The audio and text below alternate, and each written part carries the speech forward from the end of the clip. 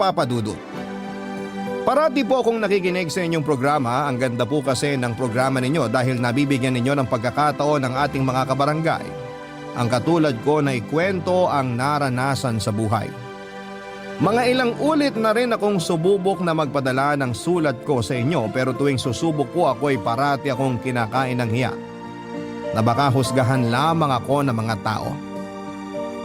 Pero naisip ko rin na kung hindi ko lalakasan, itong loob ko ay hindi ko rin maririnig kung ano man ang maipapayo ninyo o ng ating mga kabarangay sa sitwasyon ko.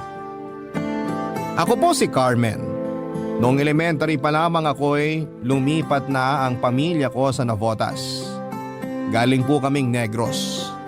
Sa Navotas kasi yung tambakan ng mga isda na siyang hanap buhay ng parents ko. Karamihan ng mga kapitbahay namin sa Navotas ay may kaugnayan sa isdaang negosyo. Nang mag 18 years old na ako ay namasukan agad ako sa isang fast food chain. Dahil gusto ko magkaroon ng sariling pera para hindi ako aasa sa aking mga magulang.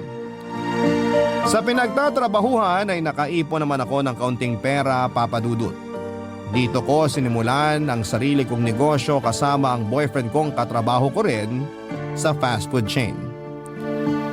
Gumagawa kami ng mga necklace at iba pang mga design gamit ang iba't ibang shells. Ito po ang naging negosyo ko, Papa Dudut. Nang mag-21 na ako ay nagkaroon na kami ng maliit na shellcraft stall. Katuwang ko pa rin sa negosyo ang boyfriend ko.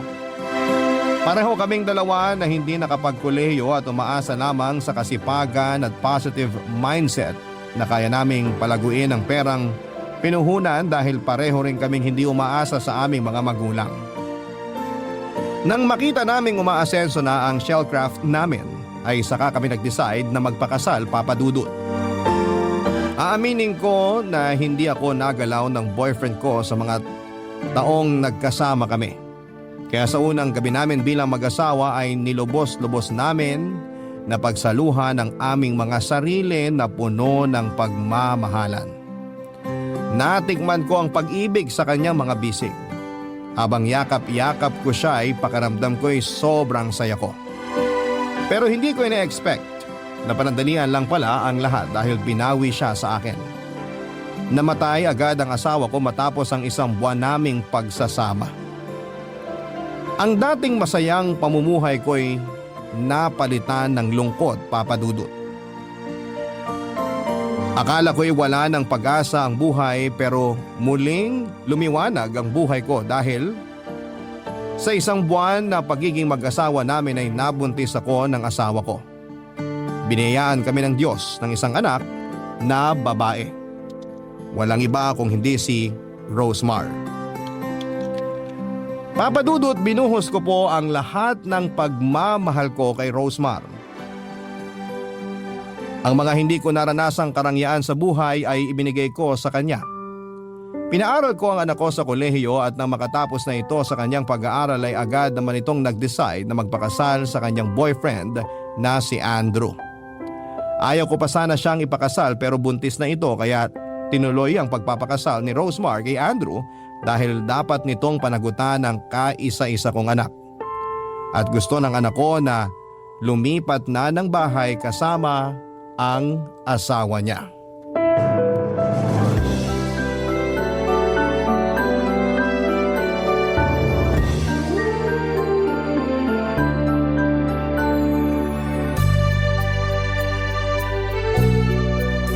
Ma, parang kailangan na naming lumipat ni Andrew ng bahay. Ano? Ito ba ang gusto mo, Andrew? Opo. Kasi nga po mag-asawa na kami. Naku, ayoko. Hindi talaga ako papayag na iwan mo ko, Rosemar. Kaya dito lang kayo tumira ni Andrew sa bahay ko. Malaki naman to. Anong gagawin ko sa bahay kung ako lang mag-isa rito, di ba? Nakakahiya naman po sa inyo, tita. Pwede naman po kami humanap ng maliit na bahay na uupahan. Napag-usapan na po namin to ni Rosemar. Naku, ano ba kayo? Gastos lang yun. At ano ba yung tita-tita na yan? Nakalimutan mo na naman. Dapat mama na ang itawag mo sa akin. Sorry po, mama. Ayan. Masanay ka nang tawagin akong mama, ha? Opo, Mama. Alam ko gusto mong masolo ang anak ko, Andrew. Pero iho, wag mo namang ilayo si Rosemar sa akin. Hindi pa talaga ako handa na lumayo ang anak ko sa akin eh. Si Rosemar lang ang anak ko kaya wag mo namang kaming paglayuin. Buti sana kung buhay pa ang mga magulang ko at may kasama ako sa bahay. Si Rosemar lang ang pamilya ko. Kayong dalawa. Kaya wag niyo naman akong iwan dito mag-isa. Maluwag ang bahay. Please anak. Andrew, wag mong ilayo si Rosemar sa akin. Sige po, Mama. Hindi ko ilalayo si Rosemar sa inyo. Sa bagay, Ma. Tama naman po kayo na dito kami tumira. Tayong dalawa na nga lang ang magkasama tapos iiwan pa kita. Kaya nga, kaya wag na kayo mag-isip na bubukod kayo ng bahay at iwan ako. Parang hindi ko talaga kaya. Hindi ko matanggap ang idea na yan. Si Mama talaga. Mahal na mahal kaya kita. Hindi ko kayang iwan ang pinakamaganda kong mama. Asus! Mahal rin kita. Kayong dalawa ni Andrew. Kayo ang mga anak ko. Mahal ko kayo. Payakap nga sa baby ko. Ay, nga pala Ma. Next week magbabakasyon kami ni Andrew ha. Okay lang ba na ikaw muna mag-isa dito sa bahay? Paano kung sabihin kong hindi okay? Ma naman eh. Mag-honeymoon pa ba kayo? Nauna na nga ang full moon sa tiyan mo. Pasensya na po, Ma. Aalagaan ko naman si Rosemar at ang magiging anak namin. Nako, okay na yan. Ang importante, ilang beses ko na itong sinabi sa'yo ha, na huwag mong saktan at lokohin ang anak ko. Ako talaga makakalaban mo. Hindi po tayo darating doon, Ma. Hindi ko po sasaktan si Rosemar. Mahal na mahal ko po siya. Huwag kayong mag-alala sa amin. Kinikilig naman ako, Han. Asus, kayo talaga. Sa harap ko pa talaga kayo nagharutan. Ma naman. Lambingan lang, hindi harutan. O siya, basta mag-ingat kayo. 3 buwan na lang at manganganak ka na, Rosemar. Excited na ako sa apo ko. Magiging lola ka na, Ma. Parang ang bata pa ni Mama para tawaging Lola. Tama si Andrew, dapat hindi lolang itawag ng apo ko sa akin. Ano po ba dapat, Ma? Mommy! Mommy ganda! Pwede. Ayan, baby. Excited na ang mami mo na makita ka. Ang maganda mong Mami.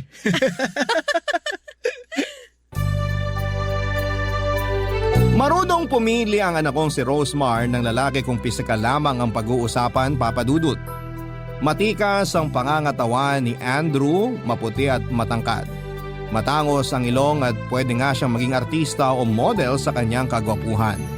Makalaglag panty ang tindig, dala ng pagiging mistiso nito. May lahi kasi siya at sa pagkakaalam ko ay 1/4 ang dugong puti niya.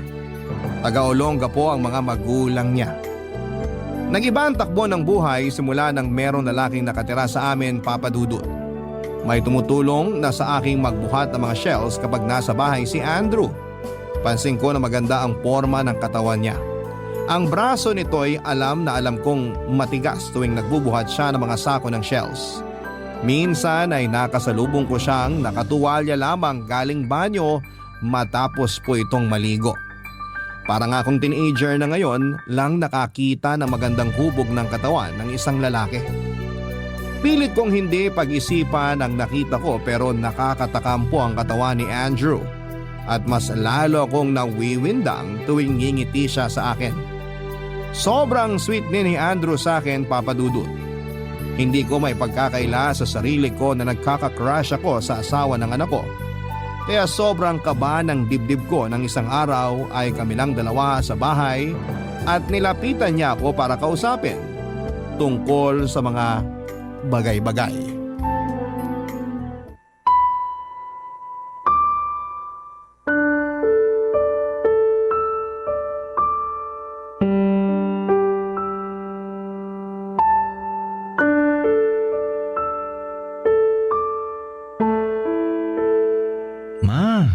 Kausapin niyo naman ako. Iniiwasan niyo ba ako? Naku, bakit naman kita iiwasan? Busy lang ako, marami akong orders ngayon. Tulungan ko na po kayo. Naku, wag na, kaya ko na to. Magaan lang naman. Ako na ang bubuhat galing dito sa mesa. Ako na po, Ma. Andrew, please. Bitawan mo ang kamay ko. Oh, Nanginginig kayo? Please, bitawan mo na ako. Ma, alam kong matagal mo na akong tinitingnan. Ilang beses na kitang nahuli na tinititigan mo ko. Alam kong may lihim kang pagtingin sa akin. Ano ba yung pinagsasasabi mo? Tumigil ka nga. Alam kong tama ako. Gusto mo ko, Ma. Halata sa tingin mo. Hindi mo ba naririnig yung sarili mo? Irespeto mo naman ako bilang magulang ng asawa mo. Parang anak na kita. Walang makakaalam. Ikaw at ako lang. Lumayo ka nga, Andrew. Baka kung ano magawa ko sa'yo. Hindi ba tuwing naliligo ako, hinihintay mo na lumabas ako ng banyo para lang makita ang katawan ko? Ilang beses kitang nahuli. Ilang beses kong sinadya yun.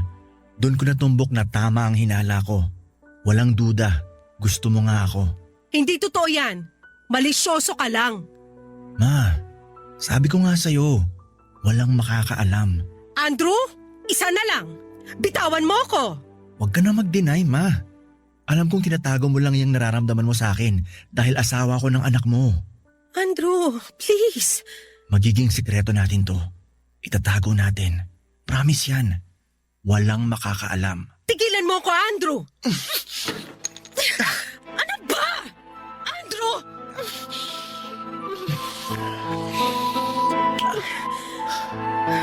Tama ako, di ba? Gusto mo ako. Please, bitiwan mo ko. Di ba ito ang gusto mo? Andrew, wag mong sasabihin kahit kanino to. Oo naman. Patay din ako kay Rosmar kung malalaman niya to. Ibig sabihin ba nito, pumapayag ka na maging tayo? Magiging kabit ako ng asawa ng anak ko? Huwag mong sabihin yan. Hindi ka kabit. Ang mahalaga, magagawa mo ang gusto mo sa akin. Ang mga pantasya mo magkakatotoo. Deserve mo rin ang sumaya, Carmen. Pero Shh! Halika dito. Umupo tayo.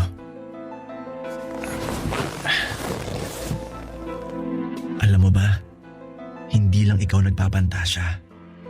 Carmen, pinagpapantasyahan din kita na isang araw magkatabi tayo tulad nito.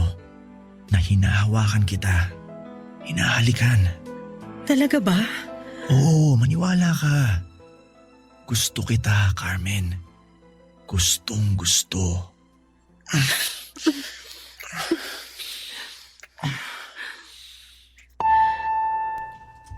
Papadudot, sobrang kakaibang init ang naramdaman ko habang dumadampi ang mga labi ni Andrew sa mga labi ko. May ibang kuryenteng pumasok sa pagkatao ko. Ang kanyang mga braso na hinihimas ko at ang kanyang matipunong dibdib na bumabangga sa akin ay sobrang nagbibigay ng ibang init sa aking pagkatao. Sa aking pagkababae na matagal nang hindi nakayakap ng isang lalaki. Ginawa namin ang gawaing mag-asawa, Papa Dudut. Binigay ko ang sarili ko kay Andrew nang walang pag-aalinlangan dahil sa mga oras na yon ay uhaw na uhaw ako sa init na mga bisig ni Andrew. Ang nasa utak ko lamang ay mairaos ang nararamdaman ko na matagal ko nang pinipigilan. Hindi ko inisip ang pinagsaluhan kong kaligayahan ay ang kaligayahan ng anak ko. Inisip ko lamang na parang hiniram ko lamang ang oras na yon. Si Andrew.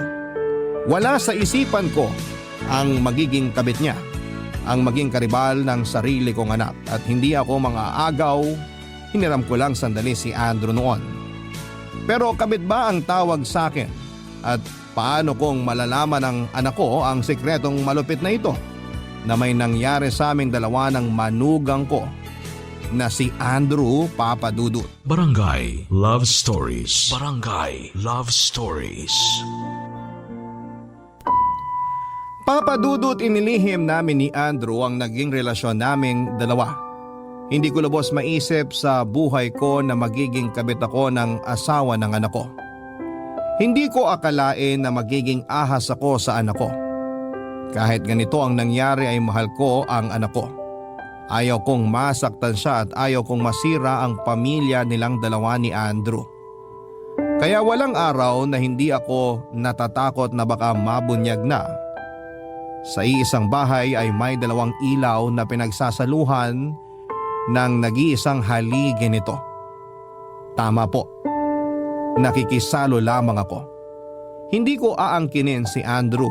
hinihiram ko lamang siya. Tuwing wala si Rosemar ay nagaganap ang mga gusto namin ni Andrew. Malaya kaming ginagawa ang nagpapasaya sa aking pagkababae.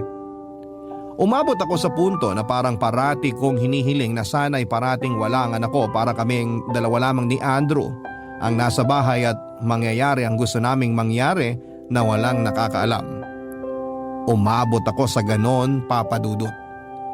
Isang araw nang magsiping kaming dalawa ni Andrew ay muntik na kaming mahuli ni Rosemar. Dumating siya sa bahay eksaktong patapos na kami ng pinagsaluhang init sa sahig kasama ang mga shellcraft.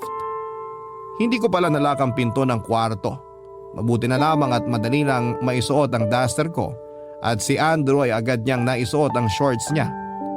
Akala ko talaga ay katapusan na namin at mahuhuli na ang ginagawa naming pagtataksil.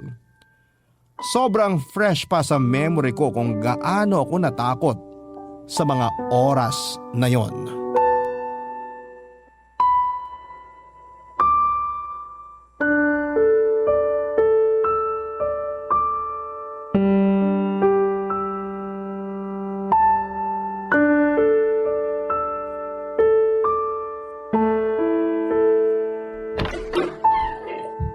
Rosemar! Han! Oh, bakit parang nakakita ka ng multo? Pawis na pawis ka. Mainit kasi. Sa bagay, mainit talaga ngayon. Ay, sobra. Pinagbuhat ko rin kasi siya ng mga sako ng mga shell para tuhugin na namin. May order kasi. Naku ma, dahan-dahan din kayo ha. Hindi na kayo bumabata. Kailangan lang tumatapos.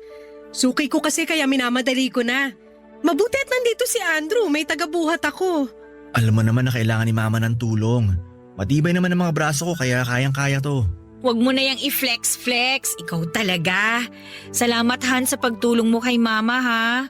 Naku, magpunas ka na nga ng pawis mo kasi ayoko sa amoy pawis ha. At saka magsuot ka na rin ng t-shirt mo. Bakit? Ayaw mo makita ang magandang katawan ko? Ikaw talaga? Kumusta nga pala ang anak ko? Nasa kwarto, natutulog. Pinatulog ko. Ma, salamat sa lahat ng tulong niyo sa pamilya ko ha. Okay lang ba talaga na dito lang kami tumira o mas dapat sigurong lumipat na kami para hindi ka namin naaabala? Naku, hindi kayo nakakaabala. Masaya ako na nandito kayo. Nakikita ko kayo at ang apo ko. Tama si Mama, Han. Dito na muna tayo. Walang kasama si Mama. Pag nagkataon itong mga shell niya lang pati ilang trabahador niya sa store ang kasama niya rito. Iba pa rin kapag nandito tayo. O sige, mas komportable naman ako na dito tayo pero Andrew, humanap ka ng trabaho ha. Sabi ng papa mo dapat na tayong lumipat ng bahay para daw magporsige kang maghanap ng trabaho. Si Papa talaga. Huwag kang mag-alala. Hahanap ako pero for now, dito muna ako tutulong sa negosyo ni Mama Carmen. Lalo na ngayon na marami ang order kaya inaakit niya na dito para dito gawin ng iba. Alam mo, okay na okay sa akin kasi nakakatulong ka dito kay Mama. Pero mas maigi rin na may totoong trabaho ka talaga. Don't worry, Han. Hahanap ako. Pakis nga ako. Naku, magpunas ka muna. Amoy pawis ka talaga. Parang pagod na pagod ka sa pagbubuhat ah. Ito na nga, magpupunas na. Punta lang ako sa kwarto natin. Maligo ka na rin. Tsura nito. Ma, ano, okay ka lang ba dito? Okay lang ba ang lahat pagdating sa negosyo mo? Bakit naman ako hindi magiging okay? Kabisado ko na ang pasikot-sikot dito tsaka hindi naman ako nawawala ng customer. Ito ang libangan ko at dito kita binuhay. Sa bagay. Tsaka alam ko nag-e-enjoy ka dito. Pero ma, alagaan mo rin yung sarili mo ha. Parang hindi ka na nagsusuklay eh. Tsaka ma, magbra ka rin kahit nandito ka lang sa bahay. Baka mamaya may makakita sa yung ibang tao. Ngayon lang naman to. Mainit kasi. Kahit na. Ikaw talaga ma. Payakap nga ako sa mama ko. Mahal na mahal kita ma. Mahal din kita anak. Ay, teka. Pawis ka rin ma. Ano ba tong init ngayon ano? Grabe tuloy yung tagaktak ng pawis nyo. Kaya nga, sobrang init. Pinapawisan ako. Kailangan ko na rin magpunas. Kailangan mo nga ma.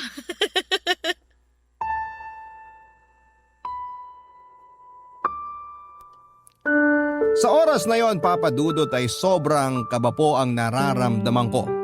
Paano kung nabuking kami at nakita ng anak ko ang ginawa naming kataksilan? Kaya naging wake-up call sa akin na muntikan kaming mabuking na dalawa ni Andrew. Kaya naisipan kong gusto ko na ang tigilan ang anumang ugnayan naming dalawa ni Andrew. Baka dahil ilang beses ko lang na-enjoy ang pagsasama ng asawa ko noon sa kama, kaya naging ganito ang tingin ko sa pakikipagtalik kasama si Andrew. Baka hinahanap ko lamang ang mga kulang na panahon na dapat ay pinagsaluhan namin noon ng asawa ko, at si Andrew na ang tumupad ng gawaing dapat natugunan ng asawa ko. Kaso'y binawian siya ng buhay at 1 buwan ko lamang siyang nakapiling. Sobrang gulo ng isip ko dahil alam kong masama ang ginagawa ko. May parte sa buhay ko na gusto ko nang wakasan talaga ang namamagitan sa amin, pero may parte rin sa pagkatao ko na gusto kong ipagpatuloy ang kung anuman ang meron kaming dalawa ni Andrew. Mahirap po talaga ang pinagdadaanan ko, Papa Dudut. Kaya isang gabi naisip ko na pumunta sa isang bar para makahanap ng kahit sinong lalaki para mapatunayan na hindi pagmamahal ang nararamdaman ko kay Andrew, kundi tawag lamang ng laman. Pangangailangan lang ng katawan, ang pananabik lang sa init ng isang lalaki, kaya ako nagkagusto kay Andrew. Kaya noong nasa bar ako habang lasing ay namit ko ang kaedad kong si Domeng. At ang sumunod na nangyari ay nagising na lamang ako sa kama katabi siya. At iba na ang damit na suot ko.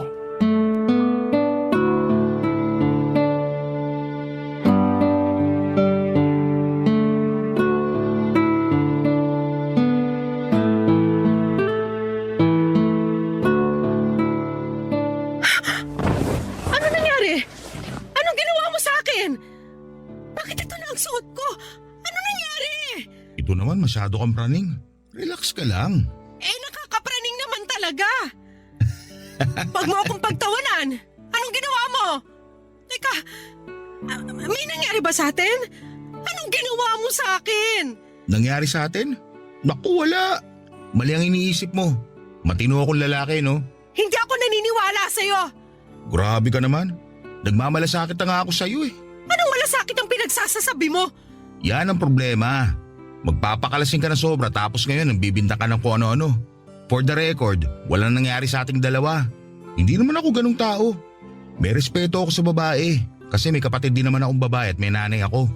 Pero bakit nandito ako sa kama mo? Bakit magkatabi tayo at bakit iba na tong suot ko?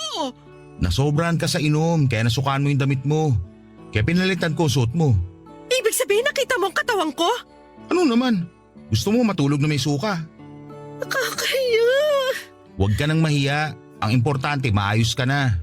Kailangan ko na palang umuwi. Pero masakit ng ulo ko. Hangover yan. Uminom ka na maraming tubig. Pinagluto na rin kita na makakain mo. Kumain ka muna bago ka umuwi sa inyo. Salamat. Domeng. Ako si Domeng, Carmen. Sobrang nalasing ata talaga ako kagabi. Hindi ko na maalala pangalan mo. Ano pa kaya mga pinaggagawa ko? Medyo halatang lasing ka nga kagabi pero maayos ka pa naman. Wala kang ibang ginawa kundi ang sumuka. Naku, para akong matandang lasengga. Hindi naman. Halata lang na hindi ka sanay uminom. Hindi nga ba? Oo, hindi nga. Domeng, salamat ha. Kung hindi ka ang nakasama ko, baka ano nang nangyari sa akin. Walang anuman. Sige na, tumayo ka na dyan. Kumain ka. Kaya mo na ba? Parang kaya ko naman pero mabigat pa rin ang ulo ko. Mawawala rin yan. Sana nga mawala agad to. Pero parang lalagnatin ako sa sakit. Ihatid na kita mamaya kung okay lang sa'yo para naman makauwi ka na maayos. Naku, wag na. Kaya ko na. Ito naman, huwag ka na mahiya. Wala naman akong trabaho ngayon. Kaya hindi abala sa akin kung yan ang iniisip mo. Salamat, Domeng. Teka, baka may asawa ka na at ako... Single pa ako. Talaga? Oo. Parang kailangan ko na nga ng kasama pa uwi. Ayun. Sasamahan kita pa uwi. Kumain ka muna. Sige. Matapos akong kumain ay hinatid na ako ni Domeng sa bahay, Papa Dudut. Siniguro niya talagang safe akong makakarating sa bahay. Sa totoo lang ay naging kampante ako sa kanya kaya noong niyaya niya akong lumabas ay sumama agad ako. Madali niyang nakuha ang loob ko, madali niya akong napaibig. O pag-ibig ba talaga ang nararamdaman ko sa kanya sa mga oras na yon? Basta ang alam ko sa sarili ko ay gusto ko nang mawala ang pagnanasa ko kay Andrew. Gusto kong putulin ang ugnayan naming dalawa at hindi na higit pa sa pagiging mother-son-in-law ang relationship namin. Gusto kong maging normal na manugang na lamang ang relasyon ko sa kanya. Gusto kong magpakaina sa anak ko at hindi ang maging kahati sa asawa niya. Walang gabi na hindi ako inuusig ng konsensya ko sa ginawa namin ni Andrew. Patuloy din ang paglapit niya sa akin para gawin ang nakagawian namin. Pero tumatanggi na ako at nahahalata niyang may iba akong lalaki. Ang hindi niya alam ay gusto kong limutin siya. Pero paano kung nasa isang bahay lamang kami nakatira kasama ang anak ko? Kaya kapag magkasama kami ni Domeng ay mas nararamdaman ko ang kapayapaan na sana'y si Domeng na lamang ang dumating kaagad sa buhay ko para hindi na nangyari sa aming dalawa ni Andrew ang kasalanang pinagsaluhan namin. Walang sabit si Domeng at may trabaho po ito. Hindi siya kagwapuhan, Papa Dudut, pero hindi naman sa lahat ng oras ay ang panlabas na anyo ang batayan kung mahal mo ang isang tao. Nasa puso ang pagmamahal. Ang tunay na pagmamahal ay yung wala kang nasasakta na ibang tao at hindi mo tinatago ito dahil kapag nabunyag ay tiyak na ikakasira talaga ng buhay mo. Barangay Love Stories. Barangay Love Stories. Matapos ang halos 3 buwan nang una kong makilala si Domeng ay naging kami ng dalawa kaagad, Papa Dudut. Gusto ni Domeng na ipaalam namin ito sa anak ko dahil hindi naman ako bata para ilihim ang tungkol sa amin. At pareho naman kaming walang sabit na dalawa. At dito ko na nga sinabi kay Domeng ang tungkol kay Andrew dahil gusto kong tapat ako sa kanya. At kung hindi niya matatanggap ang nakaraan ko ay hindi ko ipipilit ang sarili ko.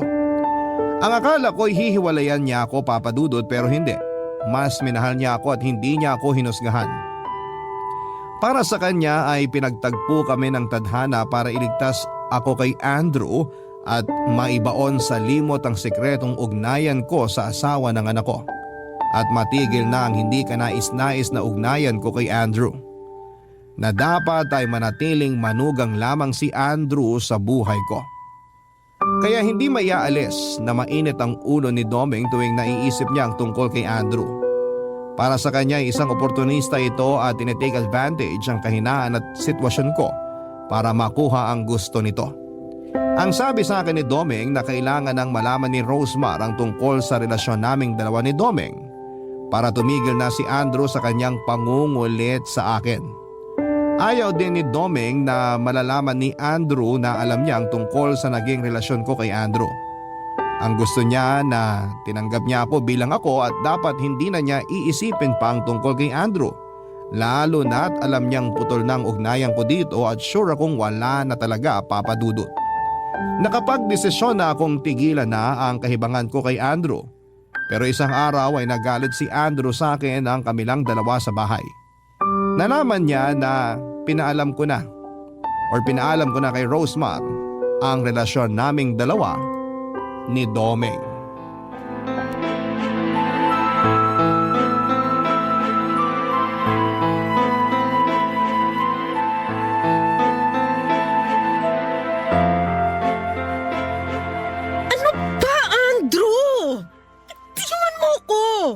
Anong ginagawa mo? Kaya ba ayaw mo na sa akin dahil dun sa matandang lalaking yun? Hindi siya matanda. Kaedad ko siya. At wala siyang sabit. Siya ang dapat kong patulan at hindi ikaw. Kaya tigilan mo na ako. Mahal ko si Domeng. Mahal ko siya kaya pwede ba tigilan mo na ako? Hindi ako naniniwalang mahal mo si Domeng. Gusto mo lang takasan ang relasyon natin. Ito ang tama. Walang tayo.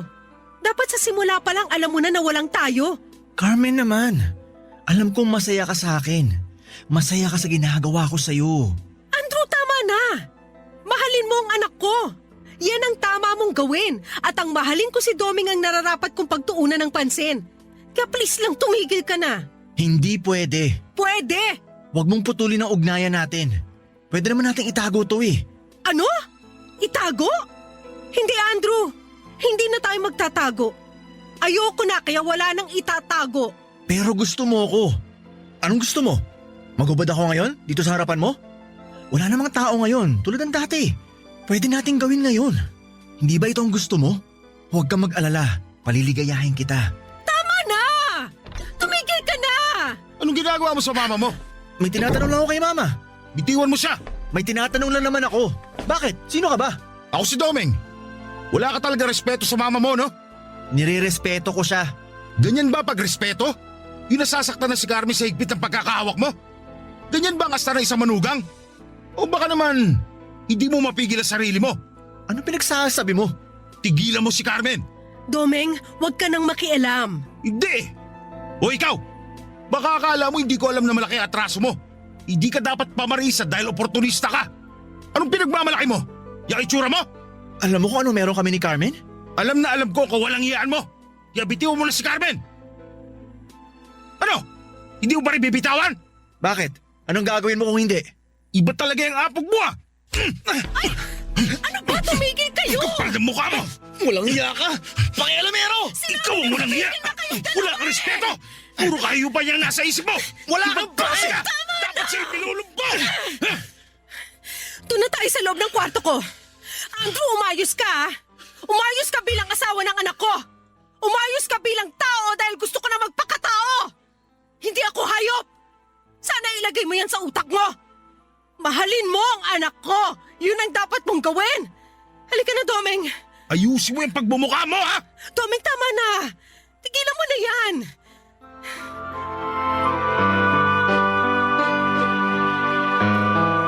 Papadudot naging panangga ko si Domeng laban kay Andrew. Siya ang matibay na pader na sinasandalan ko sa mga oras na yon. Kung wala si Domeng, siguro ay patuloy akong ginagamit ni Andrew. Patuloy ang pagtataksil ko sa anak ko at patuloy ang ahasan sa loob ng bahay. Nalaman ni Rosemar ang nangyari kay Andrew at kay Domeng. Naging masama ang loob ni Rosemar kay Domeng dahil sa natamong pasa ni Andrew sa mukha niya. Hindi alam ni Rosemar ang tunay na nangyari at pinalabas lamang namin na nag-aaway ang dalawa. Kaya nagsapakan dahil hindi sa pagkakaintindihan. Kaya naisipan kong lumipat na lamang kami ni Domeng ng bahay. Ibinigay ko sa anak ko ang bahay ko bilang pamana sa kanya at bilang kabayaran sa nagawa kong kasalanan na hindi niya alam. Gusto kong umiwas na sa gulo, Papa Dudut. Gusto kong iwasan ang tukso at gusto kong iwasan si Andrew. Ayaw pa sana ni Rosemar na ipamana ko sa kanyang bahay at lumipat na kami ni Domeng pero tinanggap niya rin ang desisyon ko. Nasa Navotas pa rin ang shellcraft ko at umuupa kami ng maliit na bahay ni Domeng. Para kami nagsisimula parang katulad ng una kong asawa. Naisipan din namin ang magpakasal para tuluyan ang kalimutan ng tila bangungot ko sa tuwing nakikita ko ang anak ko. Sa totoo lang, Papa Dudut, tuwing kaharap ko si Rosemar ay inuusig ako ng konsensya. Isang araw, Papa Dudut, ginawa ako ng surprise birthday party ng anak kong si Rosemar. Na doon syempre si Andrew. Masaya ako sa surprise pero kumakabog sa kaba ang dibdib ko tuwing kaharap ko si Andrew. Lalo na't nagsisimula na naman siya sa mga banat niya sa akin.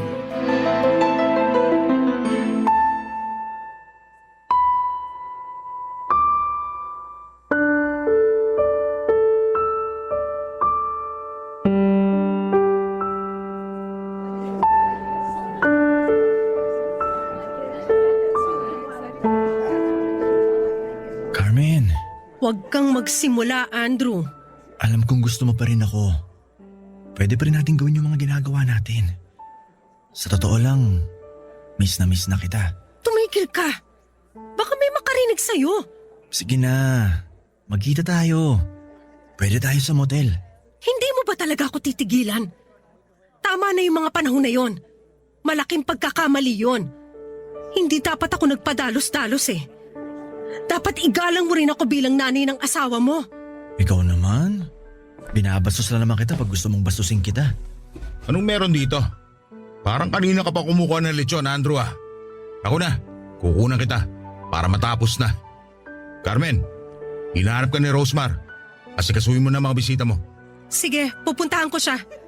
Umayos kayong dalawa ah. Sige na, punta mo na sila. Ako nang bahala dito. Hindi mo ba talaga siya titigilan? Hindi ka pa ba marunong makontento at lumugar ha? Alam mo dapat na kung ano lang ang para sa'yo, yun lang ang kunin mo. Kung hindi ka lang asawa ni Rosemar, pinagulpi na kita eh. Gusto mo bang sabihin ko kay Rosemar yung kademonyohan mo para matigil ka na? Sasabihin ko na pinipilit mo lang si Carmen. Sasabihin ko rin sa asawa mo na isa kang walang kwentang tao dahil pati nanay niya mismo, inaswang mo. Hoy, wag mo akong subukan. Pinalagpas ko lahat ng mga nangyari sa inyo. Pero ngayong asawa ko na si Carmen, hindi ka na makakaporma ng alanganin. Ang bait ni Carmen sa inyo tapos winawalang hiya mo. Kaya subukan mo ulit hirita si Carmen. Ako natutumba sa'yo. Naintindihan mo? Bobo ka ba? Hindi mo naintindihan yung sinabi ko? Naintindihan ko. Han, ano nangyayari dito? Tito Domeng, sana naman hindi kayo ulit magkainitan ni Andrew ha. Birthday ni Mama. Baka bugbugin nyo na naman si Andrew. Magagalit na talaga ako sa inyo. Hindi naman. Ito nga, tinutulungan ko siya maghiwa ng lechon. Gagawin daw nilang pulutan ng mga trabador ng mama mo. Okay po. Ay, teka, family picture tayo. Sumali ka na rin, Tito. Tara. Okay. Sige.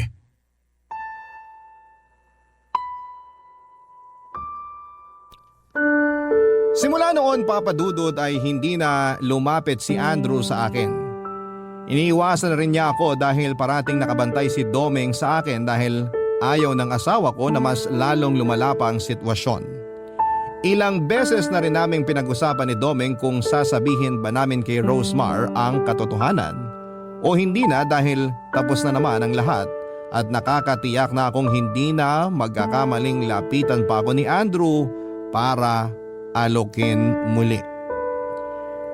Sa hindi ko pagsasabi kay Rosemar tungkol sa sikretong nangyari sa amin ng asawa niya ay parang may kulang sa pagkatao ko. Hindi ako naging buo dahil karga-karga ko ang bigat ng sikretong gustong kumawala. Paano kung sasabihin na namin kay Rosemar? Ano po ang mangyayari? Mapapatawad niya ba ako?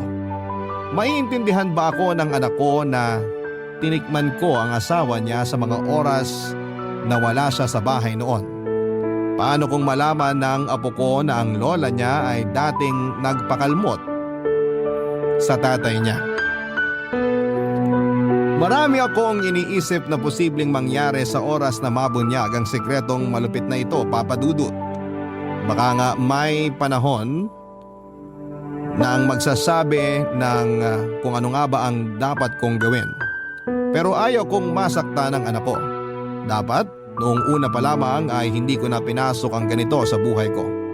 Dapat pinigilan kong magkaroon kami ng affair ng manugang ko. Papa Dudut, handa po akong tanggapin ang kaparasahan sa mga nagawa ko. Gusto kong mamuhay na wala itong pag-uusig sa konsensya ko. Sana kung kaya ko na ang sabihin ng katotohanan sa anak ko ay mapatawad niya ako. Matatanggap niya ako tulad ng pagtanggap sa akin ni Domeng, tulad ng pagmamahal ni Domeng na walang hinihinging kondisyon. Ang inyong forever kapuso at kabarangay, Carmen. Dear Papa Dudut, kilala ang pamilyang Pilipino sa pagkakabuklod-buklod.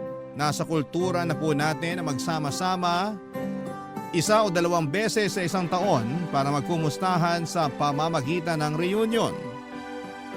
Noong bata pa kami ng mga kapatid ko ay laging sinasabi sa amin ni Mama na pamilya lang daw ang matatakbuhan namin sa oras ng kagipitan at pangangailangan.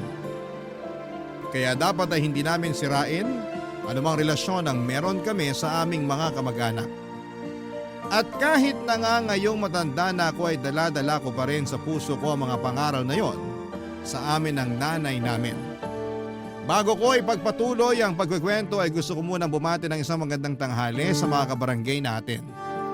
Ako si Lana, kaka-34 ko pa lamang at taga Fairview, Quezon City. Isa ako sa mga libu-libong tagapakinig ninyo. Sa katunayan ay Nahawaan ko na nga ang mister ko sa pagmamarathon ng mga istorya ninyo online. Bukod kasi sa mga aral at inspirasyon sa buhay na napupulot namin sa pakikinig sa Barangay Love Stories, nagsisilbi na rin po yung bonding namin ng asawa ko, Papa Dudut. Pero hindi love story namin ang gusto kong ibahagi sa kwento ko ngayong tanghali. Magsisimula ang lahat 3 years ago onwards. Dati kaming nakatira sa Navotas dahil mangingisda ang tatay ko. Doon na rin sila nagkakilala ni Mama at karamihan sa mga kamag-anak namin ay taga doon din. Masasabi ko na masaya at magulo ang kabataan ko kasama ang mga kapatid ko't pinsan. Hindi po kami mayaman pero laging pinaghahandaan nila Mama at ng mga kapatid niya ang Pasko at bagong taon kung saan ay nagsasama-sama kami para kumain at magpalaro. Yon ang kaugaliang kinalakhan ko. Kaya inakala kong perpekto ang aming pamilya.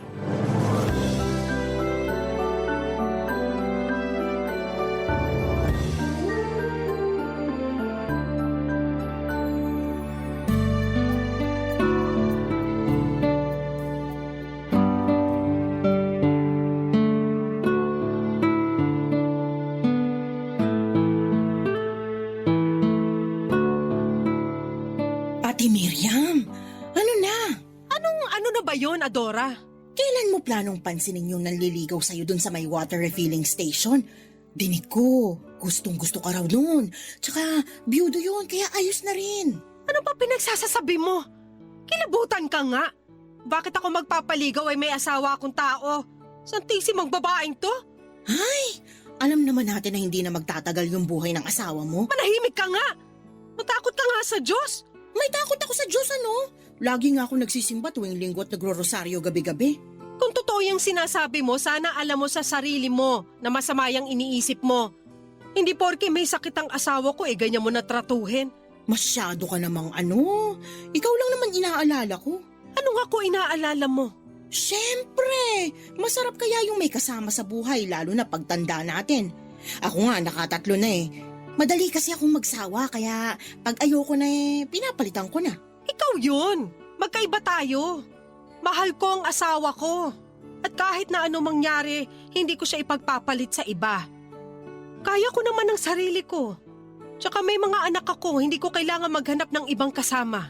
Hindi naman garansya na makakasama mo pa dito sa bahay niyo yung mga anak mo, lalo na pag nagsipag-asawa na sila. Nandito na po ako. Wala na.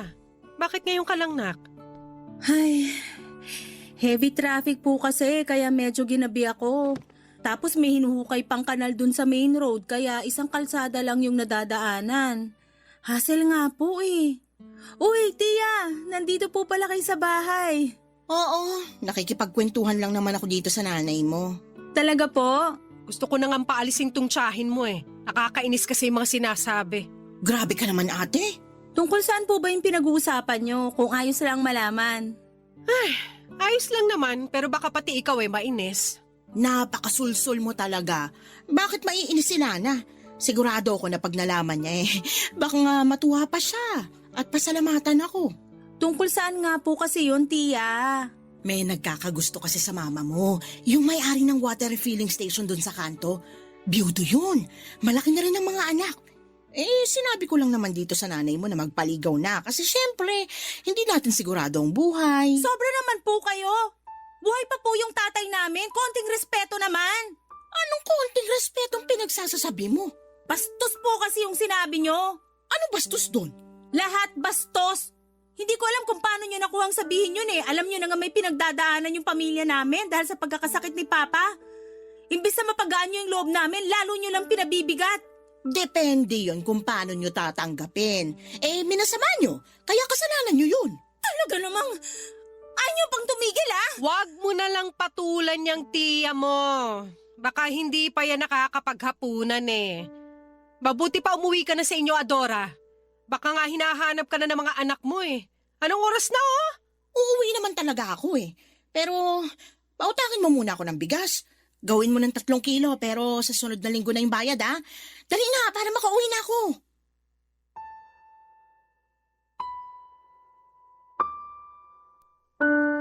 Papadudot pangalawang kapatid ni Mama si Tia Adora. Sa 5 kapatid ng Mama, ang tiyahin kong ito ang hindi ko masyadong paborito. Matabil kasi ang dila niya kahit na lagi niyang sinasabi na prangka lang daw siya. Pero para sa akin ay magkaibang bagay po yon. At habang nagkakaedad ako ay lalo kong napatunayan kung gaano siya kasakit magsalita. Bukod doon ay napaka-insensitive din niya na tao. At patunay na doon ang pangbubugaw niya kay Mama sa ibang lalaki kahit na buhay pa naman. At ang malala pa ay may sakit ang tatay namin. Kaya nga gigil na gigil ako sa kanya ng gabing yon. Pero laging sinasabi ng Mama na pagpasensyahan ko raw ang Tia Adora ko. Sa kanilang 6 na magkakapatid, ito raw talaga yung espesyal. Premature raw kasi ito at sakitin kaya kung ano-anong gamot ang pinainom sa kanya noong bata pa lamang. Nasalinan din daw ito ng dugo noong minsang nagkadengge. Kaya siguro ganun yung pag-uugali niya. Ewan. Pero hindi talaga nakakatuwa itong tiyahin ko at kahit na anong pangunawa ang gawin ko ay dumarating pa rin yung puntong bigla na lamang may sumasanib sa akin na masamang espiritu para patulan ko siya, papadudot.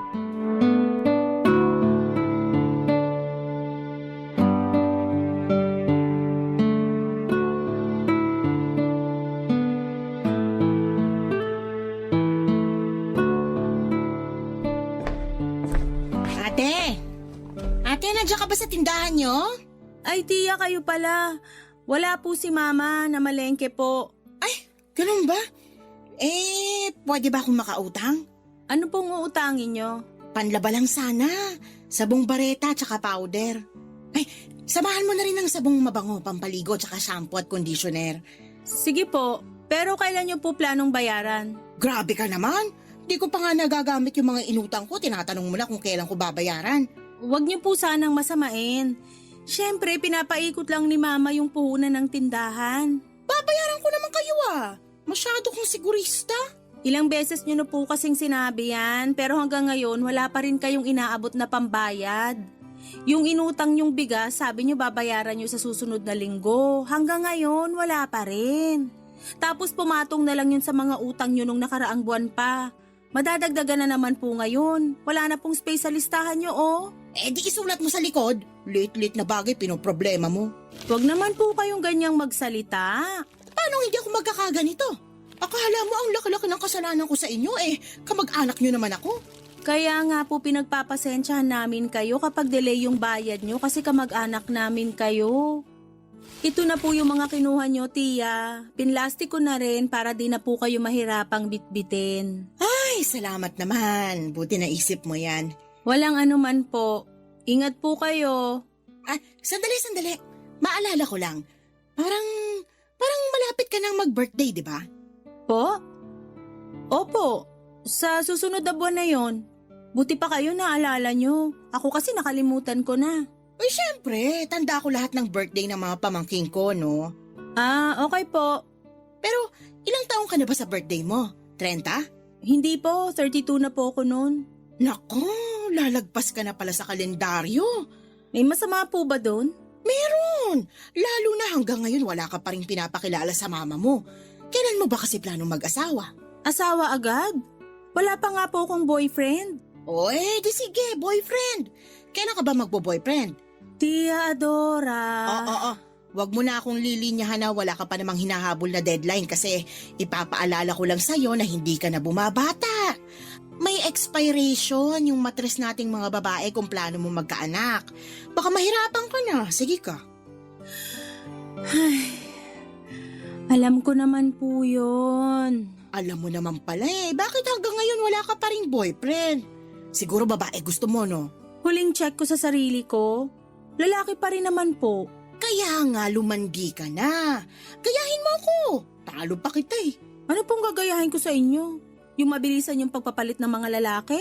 Hay, sobra ka naman sa sinabi mo. Huwag niyo na po kasing problemahin yung tungkol sa pagkakaroon ko ng boyfriend. Darating din po tayo doon. Baka nga magulat na lang kayo kasi naunahan ko na kayo magpakasal. Ay, nakakainis ka naman Alis na nga ako rito bago pa masira ang araw ko. Sige po, ingat po uli kayo. Baka makatapa kayo ng jackpot, lalong masisira araw nyo. Papadudot, taon-taon na lang laging kinukumusta ni Tia Adora kung kailan ko planong mag-asawa. Yun bang parang may pa-countdown siya na malapit na raw lumagpas sa kalendaryo ang edad ko. Akala mo naman ay may makukuha kong premyo sakaling magka-boyfriend na ako o makapag-asawa tulad ng gusto niyang mangyari. Kahit na sanay na ako sa mga tanungan niyang ganon, Papadudot, ay hindi ko pa rin mapigilang ma-stress lalo na may pinagdadaanan ng pamilya namin dahil sa pagkakasakit ni Papa. Tapos ay sumasabay pa talaga siya. 5 ang mga anak ni Tia Adora, 25 anyos ang panganay at 8 taon naman yung bunso. May naging karelasyon siyang mga lalaki at nagkaanak sa mga ito, pero kapwa hindi nauwi sa kasalan. Bale sa una niyang kinasama, 3 ang naging anak niya at sa pangalawa naman ay 2. Hiwalay na rin naman siya doon at noong mga panahong yon ay meron na siyang boyfriend na mas bata sa kanya ng 15 taon. 43 years old na ang tiyahin ko at 28 naman na yung boyfriend niya. 3 taon lang ang tanda sa panganay niya. At lagi niyang binibida na talo pa raw niya ako dahil sa edad niyang yon ay may asim pa siya at ibubuga sa mga lalaki. Barangay Love Stories. Barangay Love Stories. Papadudot, hindi naman ako nakikipagkompetensya sa tiyahin ko. At kahit na may sinasabi sa kanya yung iba naming kamag-anak dahil sa pagiging bida-bida niya, ay hindi ko na yon ginagatungan pa lalo't hindi ganoon yung tinuro sa amin ng mga magulang namin. Kaya nga sa abot na makakaya ko ay pinapalagpas ko na, Papadudot, ang mga sinasabi ng tiya ko at pinagpapasa Diyos ko na lamang na sana'y magbago na siya. Mabilis na lumipas ang 2 linggo pero hindi bumuti ang lagay ng tatay namin. Sa katunayan ay labas-masok na rin siya noon sa ospital at nagsimula lang yon sa ubo at lagnat na nauwi sa pulmonya. Noong huling beses na dinala namin siya sa ospital ay huling beses na rin pala na makikita namin siyang buhay, Papadudot. Ang sakit mawala ng magulang pero inisip na lang namin na nakapagpahinga na siya sa piling ng Panginoon. Pinagtulungan naming magkakapatid ang burol at libing ng tatay namin. Kahit na malungkot ang aming pamilya ay nagpapasalamat pa rin kami sa Diyos. Dahil binigyan niya kami ng pagkakataon na makasama si Papa ng ilang taon bago niya ito bawiin sa amin. Kahit na iniwan na kami ng tatay namin, nanatiling matatag ang aming pamilya. Nangako kami ng mga kapatid ko sa isa't isa na hindi namin pababayaan ang mama namin. Pero lagi namang sinasabi ni mama na kaya niya ang sarili niya at ayos lang daw kung gusto na naming mag-asawa o bumukod. Malalaki na rin kasi kami at nasa tamang edad na rin. Tapos na rin kami sa pag-aaral, may pinagkakakitaan namang maliit na tindahan si mama. Pero pinangako ko sa sarili ko na habang wala pa akong asawa ay babantayan ko ang mama namin at aalagaan ko siya. Mabilis nga na lumipas ang 3 buwan at nakarating sa kaalaman ko na patuloy pa rin kinukulit ng tiyahin ko si mama na magpaligaw gayong wala na raw naman ang tatay namin. Grabe kung hindi ba naman talaga tinamaan ng lintik, Papadudot.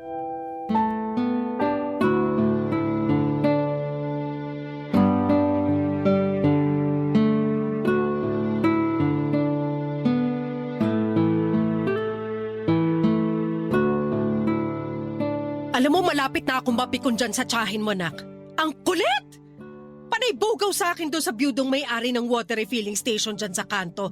Sinabi ko na ngang hindi ako interesado, pilit pa rin ang pilit. Bilib nga po ko sa inyo kasi hanggang ngayon hindi pa kayo napipikon kay Tia.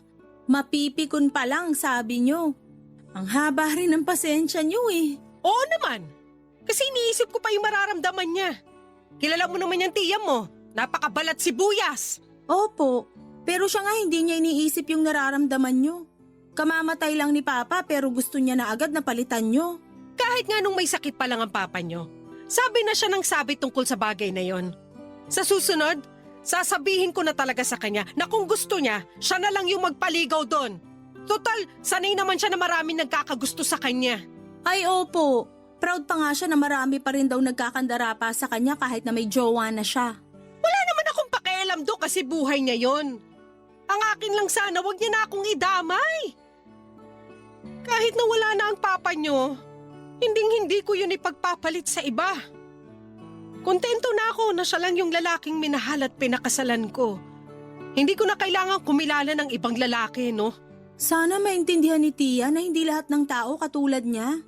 Yun bang hindi mapakali kung walang lalaki? Pero ako lang naman to.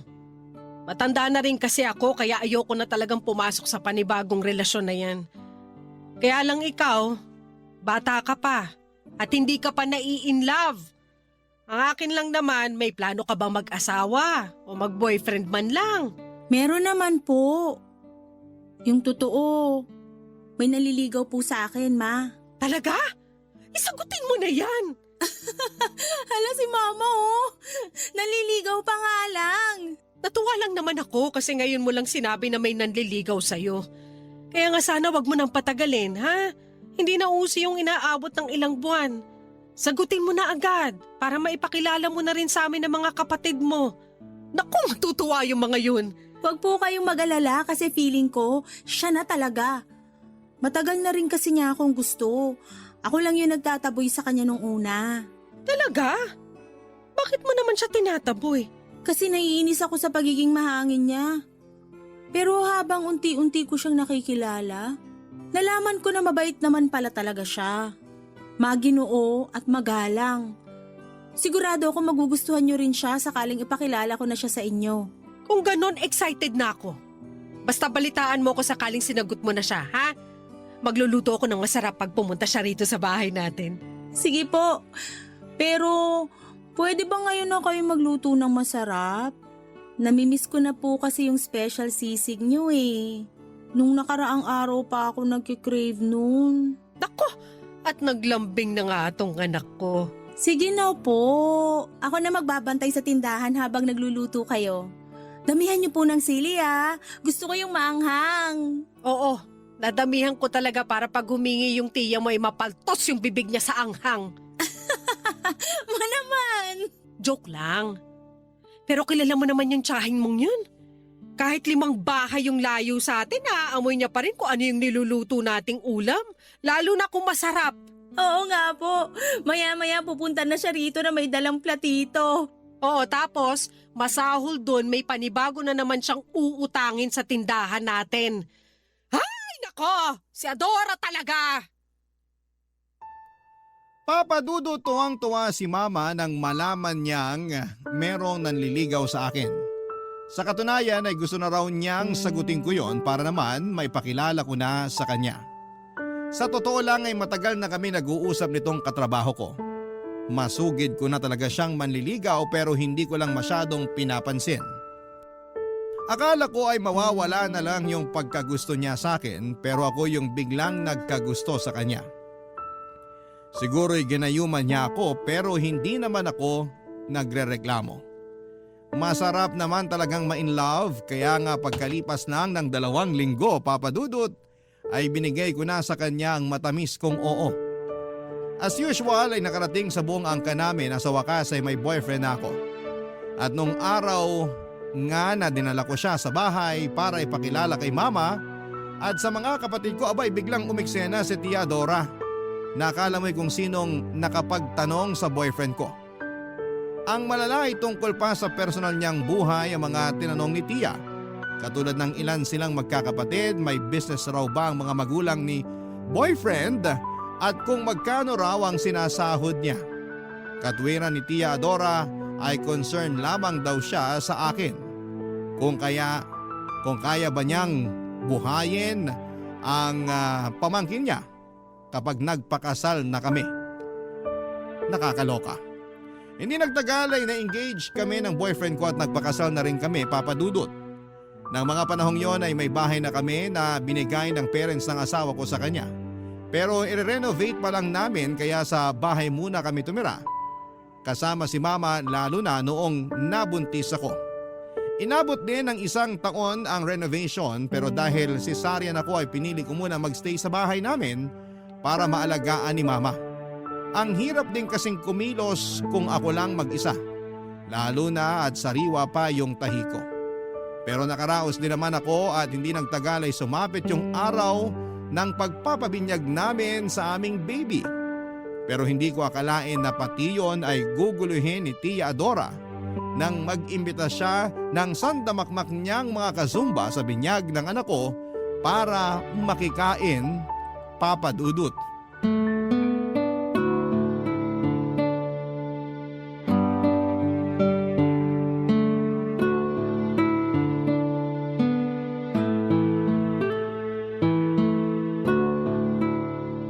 Ano ba naman yun, Lana? Bakit ganun lang? Kakaunti yung pinakain mo dun sa mga kazumba ko. Sabi nung isa, hindi raw sila nabusog. Mawalang galang na po, Tia Adora. Pero hindi ko naman po kasalanan kung pumunta sila rito eh. Hindi ko naman sila inimbita. Kayo lang naman po yung nagsama sa kanila rito. Alam niyo namang may iba pa kaming bisita. Bisita rin naman sila. Mga kazumba ko nga yun. Eh di sana kayo yung nagpabinyag, saka kayo rin yung nagpakain. Ano sinabi mo? Alam nyo, buti na lang talaga may extra money pa kaming mag-asawa para magdagdag ng pagkain. Kasi nakakahiya naman kung pinalis namin yung mga bisita nyo kanina. Pero imbes na magpasalamat kayo sa akin o kahit man lang humingi ng pasensya dahil masyado kayong pabida, nakuha nyo pa talaga akong awayin kasi hindi nabusog yung mga kazumba nyo? Nasa tamang pag-iisip po ba kayo? At ako pa talaga yung pabida? Sumusobra ka na ha? Baka nakakalimutan mong tsahin mo ko. Hindi ko po nakakalimutan yon. Kaya nga kahit na nakakabwisit kayo, nagtitimpi ako sa inyo. Pero hindi ko na talaga kinaya ngayon. Hindi naman kami mayaman kaya nga binadget namin yung pagkain sa binyag ng anak namin. Para lang sana yun sa mga kinuha naming ninong at ninang at sa mga kamag-anak. Pero anong ginawa nyo? Nagsama kayo ng ibang tao tapos gusto nyong pakainin ko silang lahat? Sobra namang kagarapalan yan. Kasalanan ko bang kulang yung budget nyo? Sana kasi pag nagpapabinyag kayo, pinaghahandaan nyo. Ako pa pala ngayon yung garapal? Nang dahil lang doon? Aba, nakakasama ka ng loob ah. Ay wow, kayo pa talaga yung masama ang loob? Kamusta naman kaya yung pakiramdam ko? Naisip nyo man lang ba yon bago sumama ang loob nyo sa akin? Feeling ko hindi, kasi ganyan naman kayo. Wala kayong pakialam sa ibang tao, kahit mga kamag-anak nyo. Kasi sarili nyo lang yung palagi nyong iniisip. Hindi totoo yan ha. Huwag kang mag-imbento. Hoy Adora, ginawa mo pa talaga sinungaling yung anak ko? Halos lahat ng kamag-anak natin alam yung pag-uugali mo. Huwag mo namang kampihan yung anak mo, Ate Miriam. Sinong kakampihan ko, ikaw? Alam mo matagal kong iniwasan na masaktan ng damdamin mo ah. Kaya hindi kita madalas pinapatulan. Nagtitimpi ako sa'yo kasi magkapatid tayo at ayoko masira ang relasyon natin pero nakakainis ka na talaga. Pati binyag ng apo ko hindi mo pinalagpas. Ano ba kasing kinakagalit nyo? Pagkain lang naman yun. Kahit siguro ano talagang paliwanag namin, hindi mo maintindihan yung punto rito. Hay nako, ewan ko sa inyo mag-ina. Makakarating sa iba nating kamag-anak na inaway nyo ko at pinagsalitaan ng kung ano-ano. Tingnan natin kung hindi kayo masira sa kanila. Lalo ka na, Ate Miriam. Akala mo kung sino ka. Di magsumbong ka! Gusto mo samahan pa kita? Tara! Grabe ka na talaga sa akin ah. Yung ugali mo ang mas grabe! Ang tanda-tanda mo na pero wala ka pa rin pinagkatandaan. Sana naman bago ka mang-insulto ng kapwa mo, matuto ka namang manalamin nang sa ganon, makita mo rin kung gaano kadumi ang pag-uugali mo. Ang hirap sa'yo, masyado ka nagbubulag-bulagan. Tama po si Mama.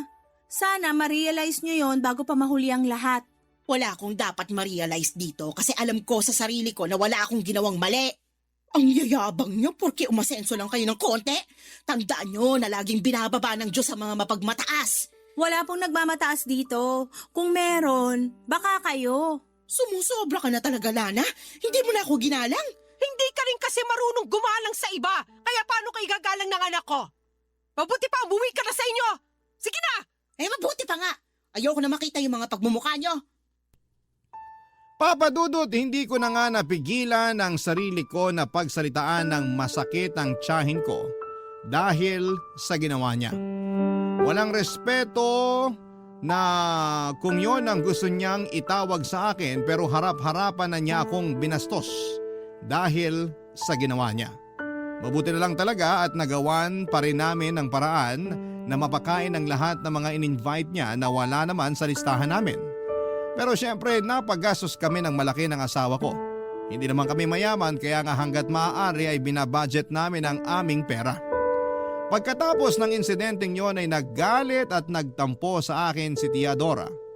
Hindi niya ako kinausap at narinig ko na lamang na chinichismis niya kami ni Mama sa iba naming mga kamag-anak, Papa Dudut.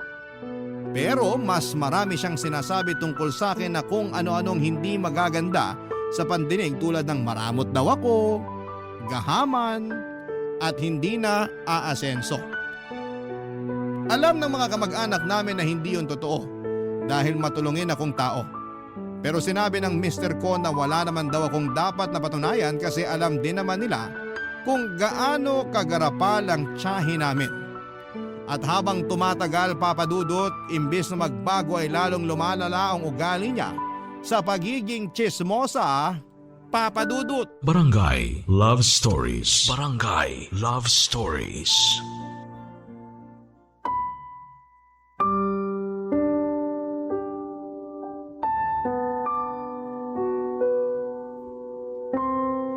Papa Dudut, nag-decide na kaming lumipat sa bahay namin ang mister ko bago pa ako mapanot sa stress dahil kay Tia Adora. At laking luwag sa dibdib na sa wakas ay malayo na rin ako sa kanya. Pero syempre challenging din dahil nasanay na ako na nasa tabi ko si Mama. Bukod doon ay nami-miss ko rin sila ng mga kapatid ko kaya nga madalas akong tumatawag sa kanila sa bahay. Mabuti na lang dahil lagi rin nila kaming binibisita ng mag-aama ko para naman mabawasan ang lungkot ko. Marami ako narinig na kwento tungkol sa lugar namin nung umalis ako pero ang pinaka-highlight talaga doon ay ang pakikipagtana ni Tia Adora sa ibang lalaki. Na nakilala lang daw niya sa isang dating app isang buwan pagkatapos kong umalis sa Navotas. Oo, iniwan niya ang mga anak niya. Yung mga bata pa ay kinupkop at inalagaan ni Mama. Naawa naman daw kasi siya lalo pa at may sarili na ring pamilya ang panganay na anak ni Tia. Kaya walang titingin sa iba na mga pinsan ko. Wala namang kaso sa akin yon dahil naaawa din ako sa kanila. Para na rin kahit papaano ay may kasama si Mama sa bahay at pagbabantay ng tindahan niya, Papa Dudut.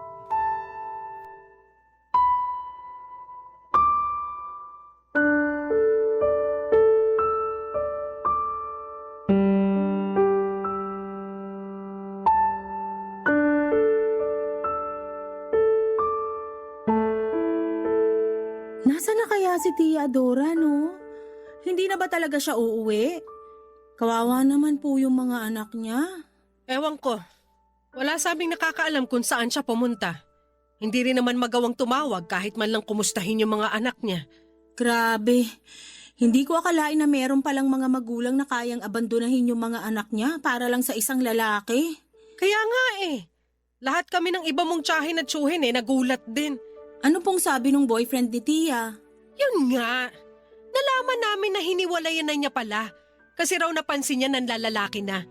Bukod doon, ginagatasan lang daw siya at madalas awayan kapag wala siyang maibigay na pera. Kawawa rin. Pero buti na lang natauhan. Kasi bata pa naman yun. Baka makakilala pa siya ng mas matinong babae na pwede niyang pakasalan kesa dun sa tiyahin mo. Ay, si Tia po talaga yung may problema rito. Hindi siya mapakali pag wala siyang ibang lalaki. Kaya siguro lagi silang naghihiwalay ng mga kinakasama niya noon. Ay oo. Madalas yan silang nag-aaway noon. Matindi. Sa sobrang tindi, nagkabaranggayan pa sila. Ay lalo na yung tatay ng 3 niyang anak. Pinapatulan talaga nun si Adora. Hindi rin nagpapatalo pero sa huli sumuko rin sa ugali ng kapatid ko. Ako nga na ate niya sumusuko rin sa kanya. Pero dahil sa ginawa ni Tia, mga anak naman niya ang apektado. Kaya nga, sa sobrang awa ko dun sa mga magkakapatid, iniisip ko ng kupkupin. Tama lang naman po yung ginawa nyo kasi wala na rin namang titingin sa kanila. Oo nga, kasi yung panganay ni Adora may asawa at sarili na ring pamilya. Pero kinokontak naman po ba kayo?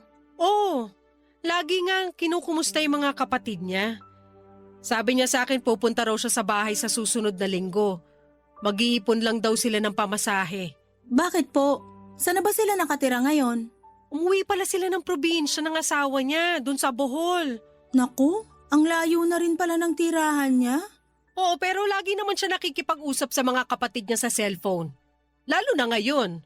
Kahit siya hindi rin makapaniwala sa ginawa ng nanay nila eh. Sabi pa nga niya sa akin na baliw na raw si Adora. Pero sana ma-realize ni Tia na mas mahalaga pa rin ang mga anak niya kaysa dun sa bago niyang lalaki. Sana nga. Kaya lang dinig ko, mapera rin yung bago niya eh. Kaya siguro nakipagtanan siya ron. Matakot pa rin siya sa karma. Baka isang araw singilin na lang siya ng kapalaran dahil sa pag-abandona niya sa mga anak niya. Sana nga talaban ng konsensya yung tsahin mong yun para maisip niya pa rin yung tama. Kasi sabi mo nga baka makarma siya. Mas nakakatakot yun, nak. Opo, ma.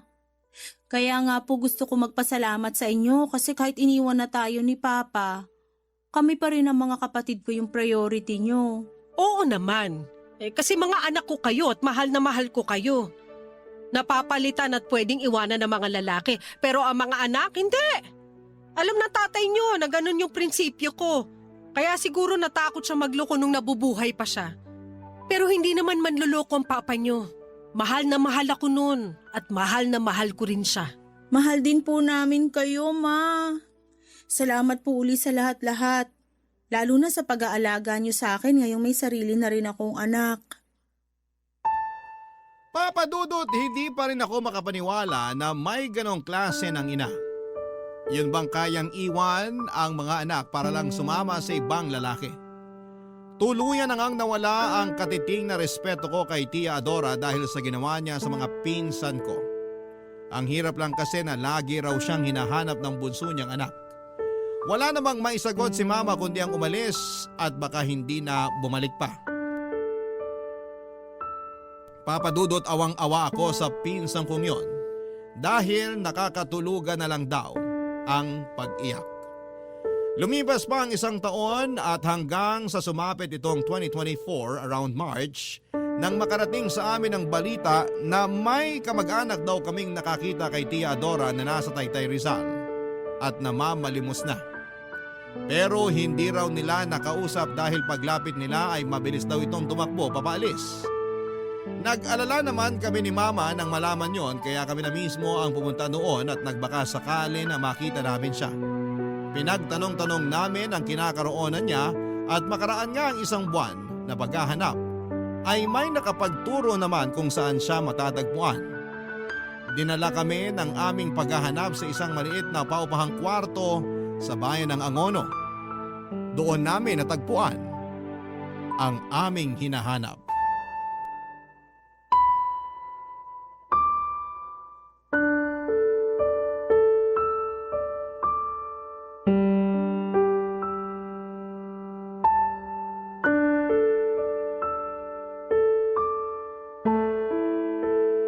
Pasensya na kayo ate, kasi hindi pa ako nakakapag-ayos ng bahay. Kakagaling ko lang sa pagtitinda kaya medyo pagod pa ako. Hindi ko lang din kasi akalain na mahahanap niyo ko rito. Wala namang kaso kung magulo pa tong nirerentahan nyo. Hindi naman kami maarte ng anak ko. Pinuntahan talaga namin kayo dito nung nalaman namin na may nakakita raw sa inyo na kamag-anak natin na namamalimos. Totoo po ba yun, Tia? Oo, pero isang beses ko lang ginawa yon. Oh, bakit ka umiiyak, Adora? Desperado na kasi ako noon eh. Wala nang tindahang nagpapautang sa amin eh. Gutom na kami ng anak ko. Ilang araw na kaming hindi kumakain. Wala rin kaming malinis na tubig na pwedeng inumin kasi pinutulan na kami nung may-ari ng nirerentahan namin. Ha? Grabe naman yun. Ilang buwan na kasi kaming hindi nakakabayad ng renta kaya Tama lang daw naputulan niya kami ng tubig at kuryente. Tapos, palalayasin niya na sana kami kung wala pa ako maibabayad. Kaya nga dumilihensya na ako sa pamamalimos. Hiyang-hiya ako pero tiniis ko na lang. Kasi nga, para rin naman yan sa amin ng anak ko eh. Kaso, doon ko nga nakita yung isa nating kamag-anak. Lalapitan niya sana ako pero natakot ako kaya tumakbo ako palayo. Bakit mo kasi siya tinakbuhan? Sana noon pa lang nahanap ka na namin at nalaman na namin ang sitwasyon mo. Nahihiya ako. Ayokong maging usap-usapan niyo pag umuwi ako sa atin. Wala na akong mukhang ihaharap sa mga kamag-anak natin kasi kasalanan ko naman eh. Siguro nga ito na yung karma ko kasi iniwan ko yung mga anak ko. Ang sama-sama akong ina. Tahan na po, Tia. Lahat naman tayo nakakagawa ng mali eh. Pero sobra-sobra yung pagkakamaling nagawa ko. Piruin mo, inabandon ako yung mga anak ko para sumama sa ibang lalaki. Kaya siguro pinarusahan ako ng Diyos kayo nang kunin niya sa akin yung anak ko. Anong ibig mong sabihin? Namatay na yung anak namin nung nakaraang buwan lang, ate. Mahapaginghangit. Nagkasakit siya. Lumala kasi hindi ko agad nasugod sa ospital. Tapos, huli na nung nadala ko.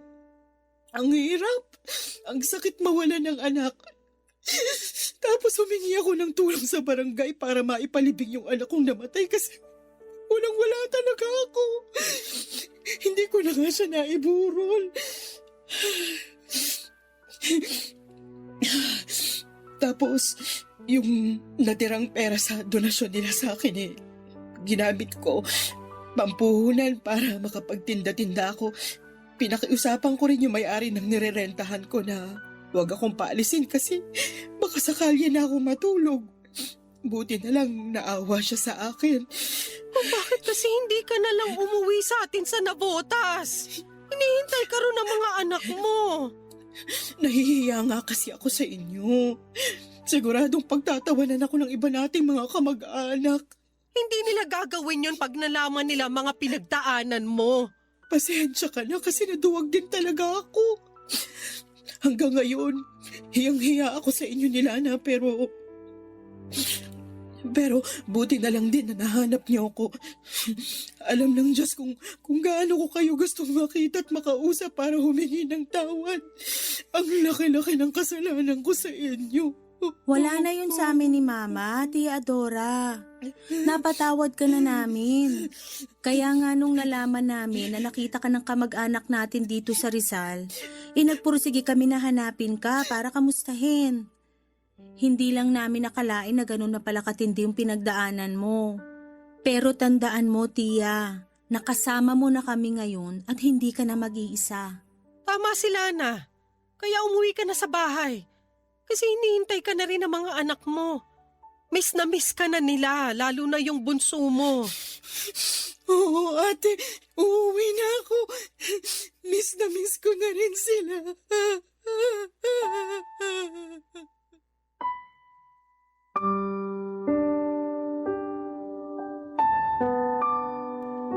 Papadudot awang-awa kami ni Mama sa mga sinapit ni Tia Dora. Ayon pa sa kanya ay naging malupit daw ang kinakasama niya noon.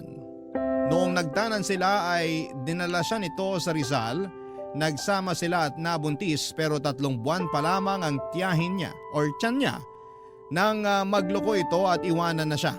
Nalaman niyang nagsisinungaling lang pala ito sa kanya noong sabihin itong mapera ito kasi may negosyo.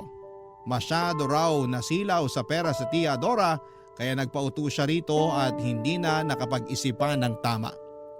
Kaya nga noong karmahin siya at magkasunod-sunod ang kamalasan sa buhay niya ay pinagsisihan niya ng husto ang mga kasalanan niya. Sa ngayon, papadudot nasa Navotas na ulit ang tiyahin ko kasama ang mga anak niya. Nagkapatawaran na rin naman sila kaya masaya na rin kami para sa kanila. Tinulungan din siya ni Mama na makapagsimulang muli sa pamamagitan ng pagpapahiram ng puhunan para ipagpatuloy ang pagtitinda niya. Kaya nga meron na ring pinagkakakitaan si Tia Adora na siyang pantustos niya sa mga pangangailangan nila ng mga anak niya. Ang laki ng pagsisisi niya sa buhay dahil naging gahaman siya at garapal. Ilang beses niyang sinabi sa akin na gusto na niyang magbagong buhay at masaya ako kasi nakikita ko naman na sinusubukan niya talaga. Tulad ng sinabi ko ay napatawad ko na siya sa mga kasalanan niya sa amin. Sa huli, pamilya pa rin namin siya at pamilya ay laging nagtutulungan at hindi nagtatanim ng galit sa isa't isa.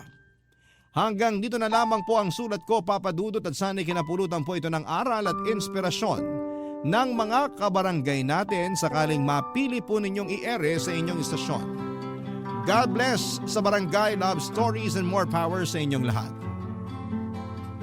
Lubos na gumagalang ang inyong forever kapuso at kabarangay, Lana.